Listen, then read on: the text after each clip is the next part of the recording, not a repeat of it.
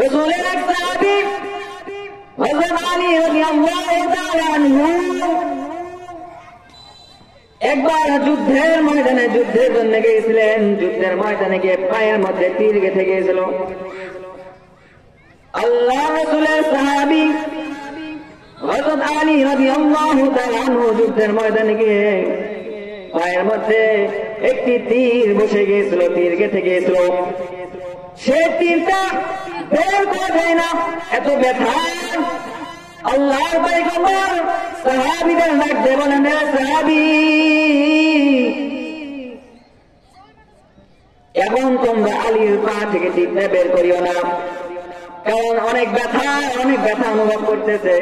তবে যখন হযরত আলী রাদিয়াল্লাহু তাআলা আনহু আমার জামাই যখন নামাজের মধ্যে দাঁড়াইবে, তখন তোমরা তার পা থেকে তীরটা বের করে নিও, কারণ আমি জানি আমার জামাই হযরত আলী রাদিয়াল্লাহু তাআলা আনহু নামাজের মধ্যে দাঁড়াইলে দুনিয়ার কোনো খবর থাকে না, দুনিয়ার কোনো হুঁশ থাকে না, দুনিয়ার কোনো চিন্তা তার মধ্যে থাকে না। আল্লাহর পয়গম্বরের কথা অনুযায়ী যখন হযরত আলী রাদিয়াল্লাহু তাআলা আনহু নামাজের মধ্যে দাঁড়ায় গেলেন, যখন হযরত আলী রাদিয়াল্লাহু তাআলা আনহু নামাজের মধ্যে দাঁড়ায় গেলেন, নামাজ আরম্ভ শুরু করে দিলেন। প্রথম রাকাত শেষ করে যখন দ্বিতীয় রাকাতের জন্য গেলেন, তখন রাসূলের কথা অনুযায়ী সাহাবীরা অন্য এক সাহাবী হযরত আলী রাদিয়াল্লাহু তাআলা আনহুর পা থেকে তীরটা বের করে ফেললেন। কিতাবের মধ্যে এসেছে তীরটা বের করার সময় পা থেকে যখন তীরটা বের করে রক্তগুলো শীর্ণ বিশীর্ণ হয়ে যায়, রক্ত প্রবাহিত হয়ে যায়।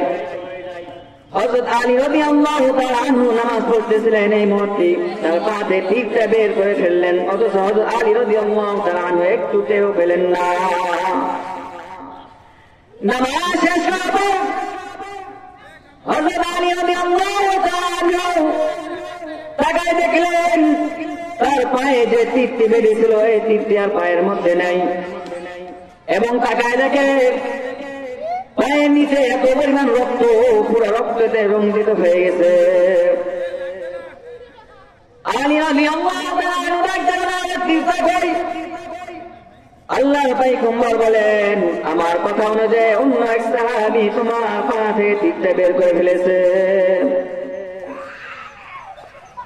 আল্লাহ রাসূলের সাহাবী হযরত আলী রাদিয়াল্লাহু তাআলা আনহু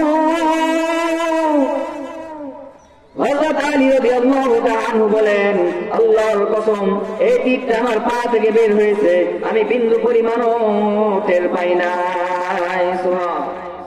কি পরিমাণ ছিল রাসূলদের সাহাবাদের নামাজের মনোযোগ এবং গুরুত্ব! আমাদের নামাজ কেমন, আর রাসূলের নামাজ কেমন, সাহাবীদের নামাজ কেমন! নামাজের মধ্যে গুরুত্ব হতে হবে, নামাজের মধ্যে মনোযোগ হইতে হবে। আমাদের আজকে এমন একটা অবস্থা হয়েছে, আমরা নামাজ তো পড়ি না, নামাজের মধ্যে কোনো গুরুত্ব দেই না।